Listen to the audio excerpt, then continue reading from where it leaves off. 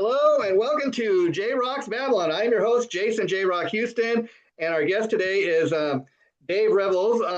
Now, Dave, I got to share with you, as you can probably guess from my background, I typically have on hard rock and metal artists, but we welcome everybody because I believe everybody's got a great story to tell. And correct me if I'm wrong, but how would you? I would kind of best describe your sound of your music as kind of R&B influence. Would you say that's a fair statement? It's a little bit of that R&B, of course, country rock. Country rock. Um, a little bit of the island flavor because I spent years growing up in Jamaica. A little bit of the West Indian culture because I sang calypso with a lot of calypsonian stars over the years, way back when in the Oh, okay, 1900s. okay, okay. But rock is the core of a lot of my songs, so melodically, because I write a lot of my songs with the guitar theme. So that Interesting. Okay, because I do hear kind of like a Billy Ocean kind of influence. I don't know if you're at all influenced by him, but that's kind of what I get, and I think it's I got a unique perspective. Like I said, typically I listen to hard rock and metal, but you know what? I also listen to everything from Tom Petty to the Eagles, because to me, if it's good music, you judge music to me, or at least you should with your ears. You know, I agree, man. And like one of the songs, have you heard the song I wrote with Yorma Kalkinen from Jefferson Airplane? no, talk a little bit about that. That song is called "Birds and Sleeping Dogs." Okay, I'll have to listen to that. That's definitely Americana. Like the chorus goes, "Hawks don't sing and some birds don't fly. Nor do they envy one another or care to wonder why. Oh, you're giving us like right on the People need to spot. stop and Wow. maybe think about that twice. And let birds be birds and let sleeping dogs lie." Because I will tell you, Dave, I listened to some of your stuff, and one thing that was really kind of immediate to me is, I mean, you're one of those artists I would describe. Really, the songwriting in you is very strong because all your songs seem to be very songwriter oriented, if you know what I mean. Yeah, thank you for saying that, man. I tell people songs are stories, and Yeah, I'm a yeah, storyteller. So I yeah. tend to write about stories and I'm like I said, I embrace all kinds of music because like your backdrop on heavy metal and everything you do is fine. Yeah. It's perfect because why should any artist lock themselves into one genre? Yeah, If you yeah. and I talk, we don't talk about the same thing all the time, right? We talk No, about no, different no. things. Well, why shouldn't music be the same? Why That's can't I kind of write the in point in different doing this genres? interview with you, to kind of show people Yeah, that because to me, music itself, no matter what type of music you're listening to, um, is very unifying. It brings people together. And yes, what's great about what I do is like if it wasn't for what I do, I might your publicist Christina might not have reached out to me. I might have not have taken the mhm. time to listen to your music just because it's not typically what I listen to. But what I found is, you know what? Like you're saying, forget about the labels. If it's good, it's good. And one of your songs, like let me see, "Make It Easy." To me, that the thing about that, it's a great, fun kind of upbeat song. You can dance to it. But I listen to music too. I typically would rather be kind of have something to dance to, something that keeps me, good time music, if you will. That's one thing I did not understand about a lot of the grunge bands is, writing specifically to be depressed. I don't know. That's what it seemed like they were doing at the time, but I'm much more into, upbeat stuff. So that's another reason I dig Yeah. what you do. You know. Yeah. Thank you very much. Like for me, like I said, music is conversation. So one song may be about that kind of topic. Basically make it easy, saying, look, okay, we had a time when we loved, but Uh, let's not end it hating. yeah. Let's Yeah. just make it easy. You go that way, I go this way. Peace. I ain't gonna hate you. You know, it was good when I had it. Let's just leave each other alone in peace. And then there are other songs, depending on the genre. I write some songs could have a little edginess to like a lot of my songs are country rock based because I came up in that genre with a lot of Uh, people. And if you listen to some of my country stuff, one is called "In the Backseat with the Radio On." okay. You know, I'm gonna. and that talks about a couple that's married, got some kids now, but shoot, he remembers the time when he used to go in the back seat and drive the car another way. Yeah, yeah. And the song talks about in the back seat with the radio on. That's country rock, you know. And I mean, yeah, yeah. What I dig about what you're saying is, I mean, a lot of people, I mean, to me, the truly great songwriters, not only do you write, about what you know, what you experienced, what you lived, as they say, it's a page out of your life experience, your life, so to speak. And so when you write songs about stuff you actually experienced, those tend to be the better songwriters. But at the same time, if you can also write a song like about making love to a girl in the backseat of a car, that's good too, because those are all things that at one time or another we all experience in our life, and that's what I admire about an artist, a songwriter like you, Dave, is you kind of have those two sides of what you can do. well, man, I appreciate you saying that because, like, I used to get in trouble in the beginning. People want me to stick to one genre, Yeah, yeah. and I kept telling to them, "Why should I? I mean, when I'm hearing music, I hear everything. I always hear guitars. So when I'm writing, I tend to write my songs based from a guitar angle. And a lot of songs I've written, I actually Mhm. dictate the solo I want to hear, Yeah, yeah, because I hear guitar. So to me, music is a conversation, sure. and no two conversations. If we talk about the same thing every time, I think we could be bored to death. Oh, sure, So sure, why should I be trapped in one genre doing one style? sure. I don't even look at a style, man. I just look at it as I'm writing a song, and the song tells me where it wants to go. I mean, yeah, if you enjoy it, I mean, as an artist, first of all, I would think when you go and record a song, if you go in and it's a song that you don't really enjoy, how can you expect the fans to get off on it? So if you were, just putting music out for your fans, you got to love it first, and then that's kind of to me the true test. Why do fans like you? Because they like how you say things. So if you stay true to yourself, eventually you're going to find fans who hear you. I Yeah, think you get into trouble and you sound phony when you try to write stuff because you think somebody's going to like it.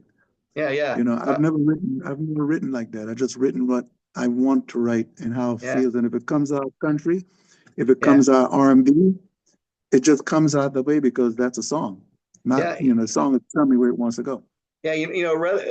No matter if you're talking about music, art, or even like politicians. What I think, kind of what you're saying is like people I see in life, and we don't really get into politics on here, but the interesting thing about politics and stuff like that is I see the people that are kind of successful at anything in life is the people that are authentic. When you see some of these kind of phony politicians, people, um, they take polls to try to see what is the most popular thing to say. Be yourself. Tell how you really feel, and then people are going to feed off of that. You know? Yeah, exactly. I mean, you can't go wrong in life if you just be yourself. Yeah, yeah, Because what's going to happen is you're going to attract the people who like how you are, yeah. and you have a long relationship with them that will last for decades. I mean, most of my friends are people I've had around in my life since I've been a teenager, Sure, sure. and they're all in different walks of life. Some are very, financially successful. Some are not, but I don't care. They're my friends. Yeah. And the same thing with art. I remember one time years ago, man. I was in this writing session, and there was 6 writers. They locked in a room for Mm, 3 days, in an apartment for 3 days to write songs. We wrote like maybe 50 songs, right? wow. But the thing is, I hated it. I hated it because it was all fabricated. We were trying to come up with a great line, to follow another great line, and I hated the experience because although there were music and there were songs, it wasn't anything that I put in my own soul. Yeah, And so I tend to write alone or sparingly with other people. Like, it takes a while for me to decide I want to write with somebody. Um, I'm working with a young man now by the name of Tom Buckel. okay. He's like over 40 years my junior, Wow. but kinship musically, and Mm, he hears me. He hears where I'm going, and I hear where he's going. So we come up with some great stuff. I'm going to be releasing another song in the first quarter. I'm holding it back because the song means a lot to me, so I'm not just pushing it out there. Yeah, yeah, yeah, But that's what I'm talking about. I don't look at age, I don't look at color, I don't look at background, I don't look at anything. I just look at your art. yeah, yeah. I And mean, do we have a commonality with each other? yeah, and great thing about what you're saying is, even though you're working with this guy a lot younger than you, it doesn't matter. But you come from two different generations. You can still get off on the same type of music, and you can influence him, and he can have an influence on, what you do. I mean, to that effect, I heard a bass player, James Lomenzo from Megadeth, give an interview a couple years back where because he also gigs with from time to time with John Fogerty, and somebody was asking him, "Hey, you're a metal guy. Why are you playing with John Fogerty?" And he's like, his attitude, which I agree with, is, "Well, why not? Hey, it's a great paying gig. Why would you not take that if you could?" And I get off on the music and it's fun. And whereas if he had the attitude of, "I'm only going to play with metal bands," not only does that limit the opportunity, but it limits your opportunity to be exposed to other things. Yeah, well, you're only as good as what you challenge yourself Yeah, to do. You yeah, know, if you don't challenge yourself, you're only going to be something, but yeah, not the greatest thing. So you always got to have that head open to work with other people. You know, not run to work with everybody else, yeah, but recognize when you find kinship with another artist, yeah, and who knows where it can go. I mean, right now I've written some great songs with this young man, and we're having a lot of fun. And when we're in the studio, it's natural. It's a breathing process. You know, yeah, I hear where he's going, uh, chord structure wise, rhythm, my melodies, my lyrics, and it's a lot of fun. So I'm enjoying the ride, man. yeah. People ask me, when are you going to retire? I said, when I'm dead. Yeah, there you go, there you go. I I have plenty mean, of time to retire then.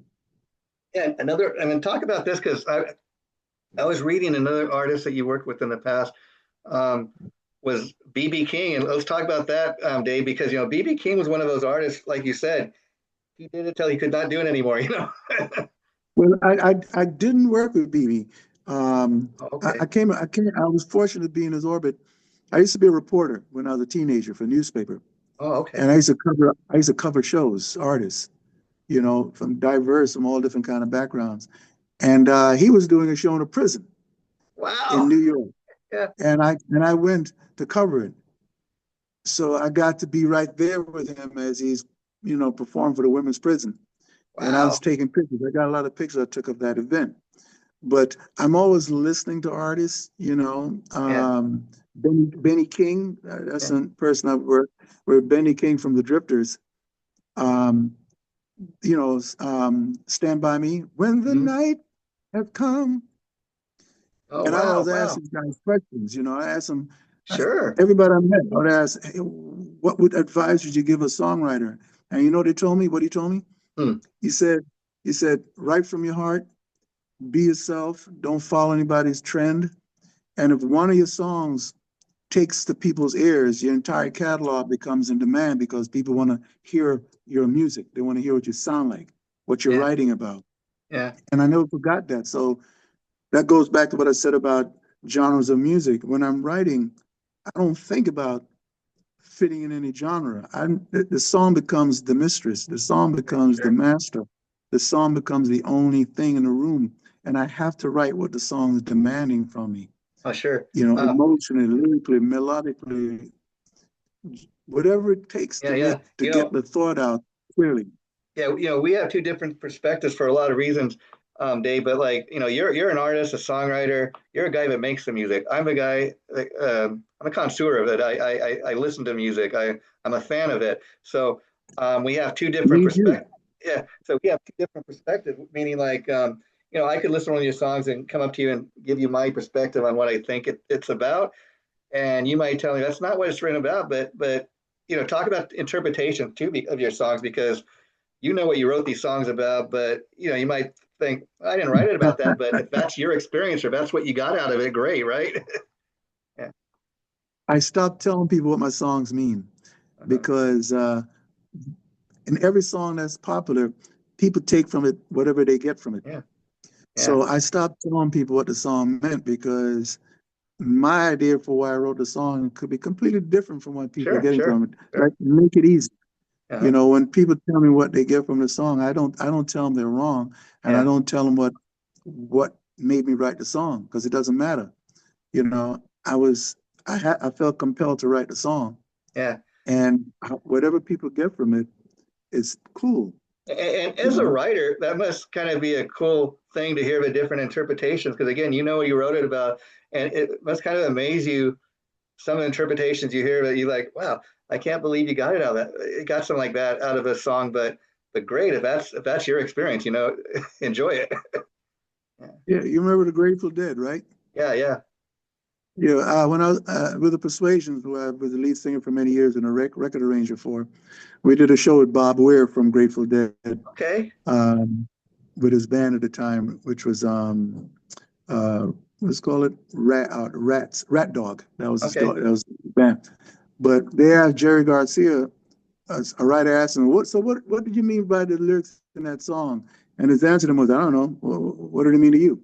There you Which go. is There you go. which is the greatest answer. So Yeah. I think writers would do themselves justice and not talk about what the song came from, Mhm. and let people interpret it how they want it. Yeah, and I can tell, Dave, just from going to your Facebook page that you're quite the lyric man. You have some pretty amazing quotes I wrote down. Let me write. It says when collaboration feels like sitting on a porch with a friend. I mean, I don't know specifically what you mean, but I just kind of got this vision of you sitting down with somebody, collaborating on a song, creating. Yeah. That's how it happened with Yorma Kakinen from Jefferson Airplane, Oh, and, okay, and okay, Hot Tuna.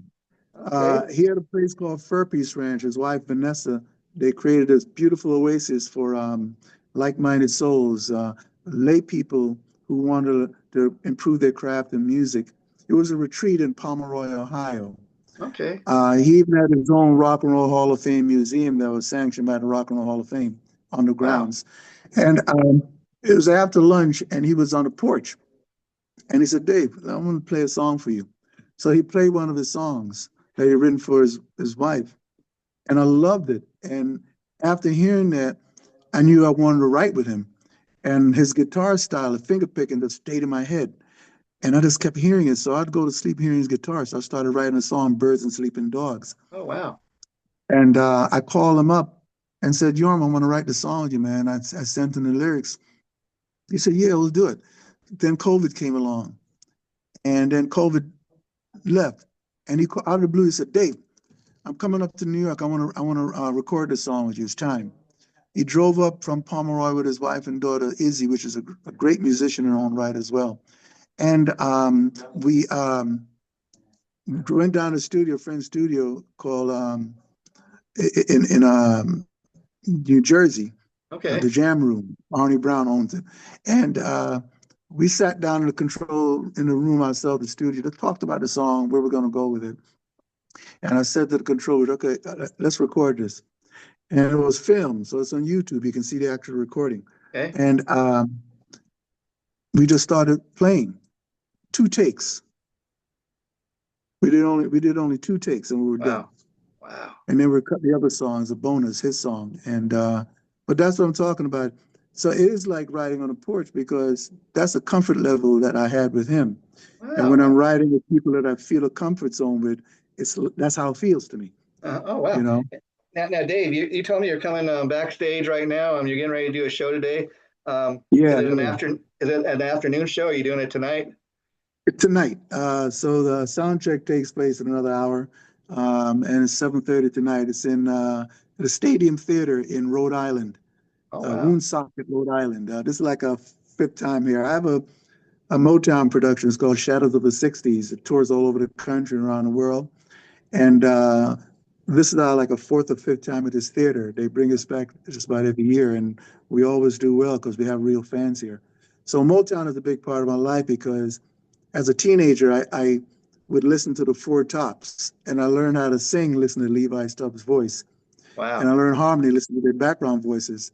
So I do this because it was a big impacting part of my creativity as an artist to Sure. listen to these great melodies from Motown. So yes, that's why I'm still doing this.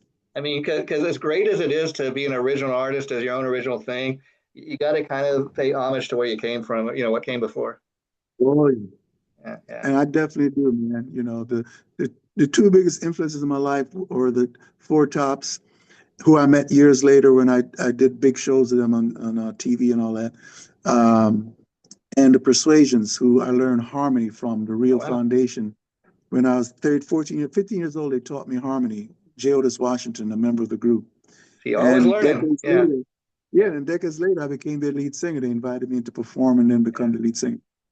I'll give you a great example of what we've been talking a lot about today, about how music is unifying and can bring people together. Is I do this show called Remembering Our Generations. It's the co-host. His name is Vince Lupo. He plays in many great tribute bands out here in Los Angeles. And he shared with me one day that he's from a different generation. I was born in 1971. He's born a little before that. But anyways, he was influenced a lot by the Woodstock era of music. So he shared with me. He says, I didn't attend the whole event, but I attended one day of Woodstock. So you can imagine he's got some pretty great stories to tell. And through that, we created this radio podcast we used to do together called Remembering Woodstock. And and I was aware of the Woodstock era bands, but I wasn't as big of a fan as he was. But through doing the show together, because I like to know what I'm talking about, I would have to go and listen to some of the music before we'd record an episode. And I came to have a new appreciation for this music that I didn't typically listen to, because I had to know about to do the show. And it was a fun thing to do because I look forward to listening to the different music, but it gave me a real appreciation for, what came before me. Yeah, it's important, man. Music is a never-ending thread. It doesn't get broken. Yeah. It just gets, reused and restitched back into a new generation.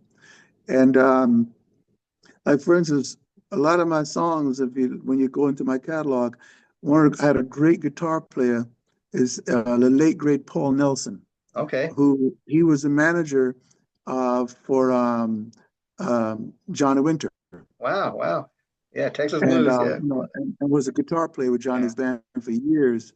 And he was such an incredible guitar player that he would take a solo and he would say, "Man, I want to do it again." And as great as it was, I would let him do it again because it was so incredible. He'd reinvent another thing. Wow. And a lot of my songs where you hear heavy guitar, that's him. He Wow. passed last year suddenly, died of a heart attack on the road, man. Driving on the road, pulled over the side of the road and passed, So I with his imagine band. that's how you're gonna live your life, Dave. Like, till you can't do it anymore, right? Well, you know what? Art is the only form of expression that should remain ageless. Yeah. Yeah.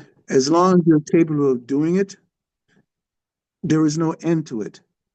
When the physical body tells you can't do it anymore, then that's when you won't do it anymore. Yeah. Yeah. And the graceful thing is knowing how to walk away if that happens to you. Yeah. Yeah. Yeah. But I'm blessed to have my life. I'm blessed to have my mind. Yeah. Everything. So I'm writing. When I write, I don't see age. The only thing I see is a song. So yeah, Oh, like the doctor asked me, you given the thought of retiring, and I says, no, when I'm why? dead, I'll retire when I'm dead. Yeah. Yeah. And so, how hard is it for your show tonight to come up with a set list? I mean, you have tons of music, but that must be a tough one. Well, this is one of our larger productions, so it has the music of the Temptation, the Four Tops, the Supremes, Martha Reeves and the Vandellas, Gladys Knight, um, just named Junior Walker and the All Stars, Marvin Gaye. I think I said that. What it is that you can't go wrong as long as you represent all these artists' music in the Yeah. original keys, the Yeah. original arrangement, and you're paying homage to people's memories. Because I tell people, decades ago, I toured with Dick Clark.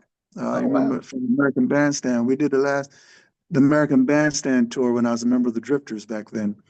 It was with the Spinners, the Guests Who, and the Associations.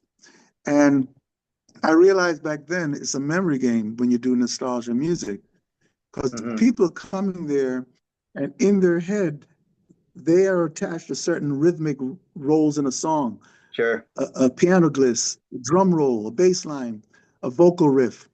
a melody. So if you recreate those things, you won't rob people of the memories, you'll reinforce it. So I do that. And that's what I do with Motown tribute. I recreate everything in original keys, arrangements, and everything. Mhm. So I was curious, Dave, anybody interested in like checking out your original music? Do you have CDs they can purchase, or how do they go about that? They can. I'm on, Bandcamp.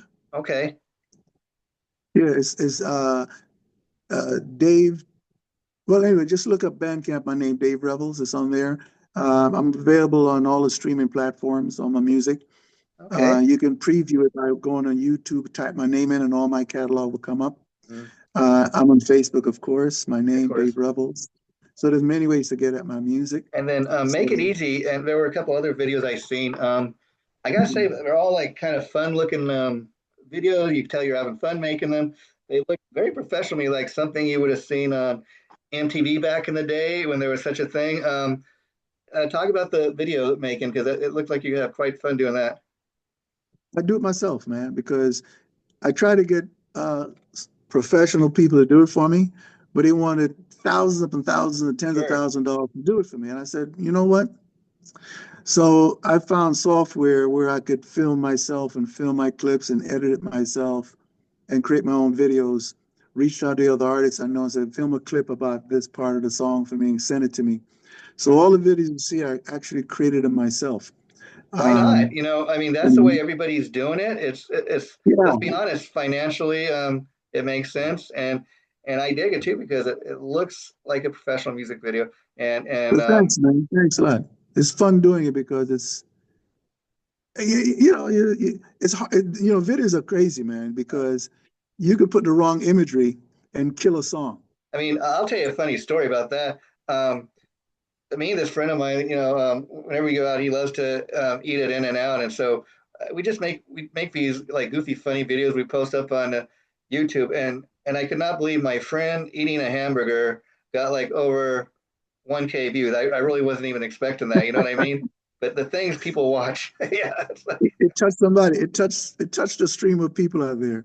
yeah, And yeah, I think all artists prayed for that, yeah, where your art touches a stream, it lands in a stream where it's populated by a lot of people, yeah. and they actually start following in that stream.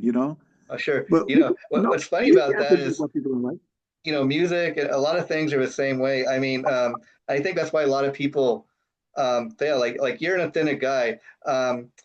I launched my own thing where I'm doing these interviews now. I got my own channel. I used to do it for this other guy, but it just got too out of control. Like he's telling me, well, we're not getting a huge number of views. We only want top tier guests, and why do something if it's not getting views? And I'm like, well, because you're building something, you're building an audience, and people are going to know if you're faking it or if you're authentic. And when you go chasing stuff like what's popular, the funniest thing is, I mean, I had some of my shows go viral, but it wasn't even somebody famous. And at the same time, I had a famous drummer on one time, only got 17 views. So when you go chasing stuff out and you're trying to guess what's going to get the most views, that's when you fail. You just do what you do, and if it hits, it hits. Man, I'm going to quote you on that Yeah, because I learned a long time ago. Like a song, like I go back to a song, the basic thing of a song, it starts to burn in your mind. Something yeah, has to come out. Something is begging to be told, a story, a situation you saw. I mean, I've written songs just walking on the street and observed something and it yeah, touched me. So, and I'm glad I'm not in a world like I almost got into where I'm in a room with six writers in an apartment for 6 days or whatever, told to come up with dozens of songs within that time period. Because all of a sudden it becomes unnatural to me because now I'm just doing formula writing.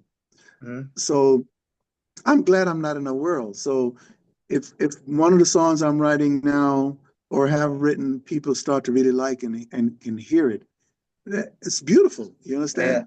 I mean, let me ask you, So Dave. Obviously, a lot of your stuff because it's a page out of your life. A lot of your songs. they come across as authentic because it's what you believe in it. You're not sitting around trying to create that magical sound, as you say. But have you also been and had the experience of maybe writing a song, knowing the song was good, but maybe it's just not for you. Maybe somebody else could do their magic with it. I think a lot of my songs are like that, Yeah, you know, that if another artist wants to perform my song, I'm open to that because, the greatest gift a songwriter can get is writing a song and have someone take it somewhere else to another level yeah, because they hear something you didn't even conceive of. Go back to Motown. A lot of those songs were written, but the artist that recorded them took it to the next level. So yeah, I'm always open to that. Um, no one has not beaten on my door to ask me for my songs yet, yeah, yeah, yeah, but when the day comes, yes, I'll welcome that because a song is a conversation, and you ever hear the thing where people get in a circle and somebody whispers a phrase to the first person, yeah, yeah, and then by the time the phrase comes back around to the first person, it's completely different. yeah, That's what I like about a song. How just like how I may have written to mean one thing and somebody hearing it gets another thing, another singer or musician who takes my song is going to hear it their way.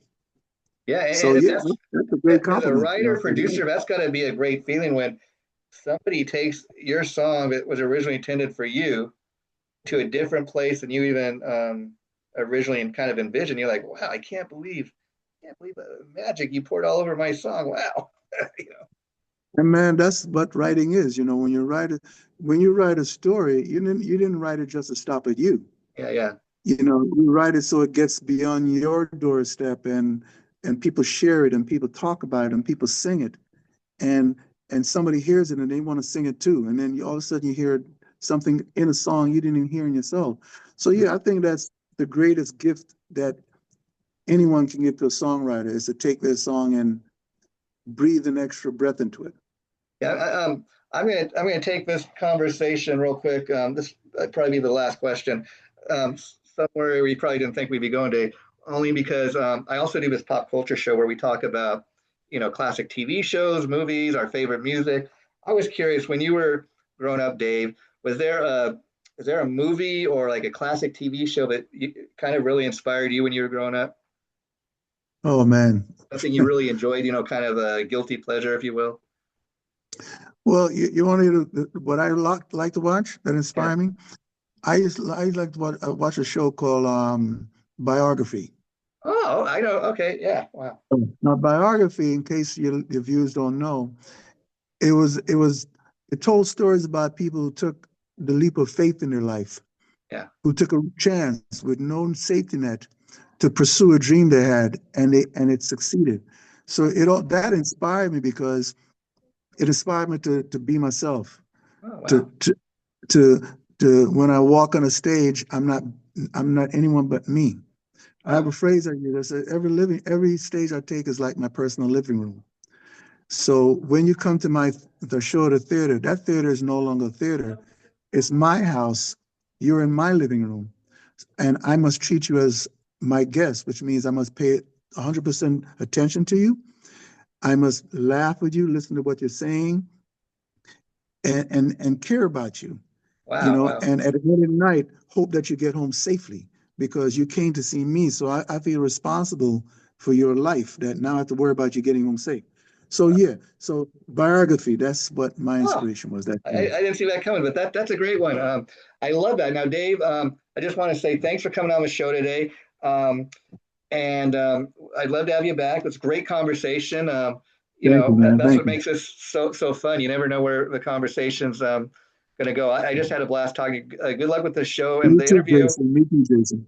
Yeah, interview. I'm going to have it up sometime Sunday afternoon. Once it's up, I'll send you the link. You're more than welcome to share it, and you're I'm welcome back definitely going to anytime. share. Hey, Okay. listen, you know what, man? Just my parting to you. Uh, Like you said before, my music isn't exactly the genre you tend to listen to or showcase. But that's what music is. If you listen, you might hear something interesting. yeah, yeah, And and like I I said, I love listened to rock some of your music. I music. love everything. I listened to some of your Yeah. music, not what I typically would pick up, but I wasn't disappointed. So, thanks to Christina for hooking us up because otherwise I would not have that experience. And I want people when they watch us to kind of understand. We had a great conversation today, you know. Thank you, sir. And listen to some of my rock-oriented songs. I'm going to go Check out back, yeah, some of those definitely. And I'll songs. tell you what, next time when Yeah. I do have you back, we'll talk specifically about some of those songs, okay? I'm gonna tell you about one I want you to listen to. It's called Sure. "I'm the Kind of Man." Okay, I will do that later today, Dave, and I'll let you know what I think of the song. Take care, my I friend. appreciate it. Please, I'm gonna be calling you and say, Jason, you listen to the song? Tell me what you Yeah, think. Tell me what you yeah, think. I will. I'll text you my number later, and we can do that. Take care, my friend. All right. Bye Bye bye. bye. Thanks for having me. Anytime.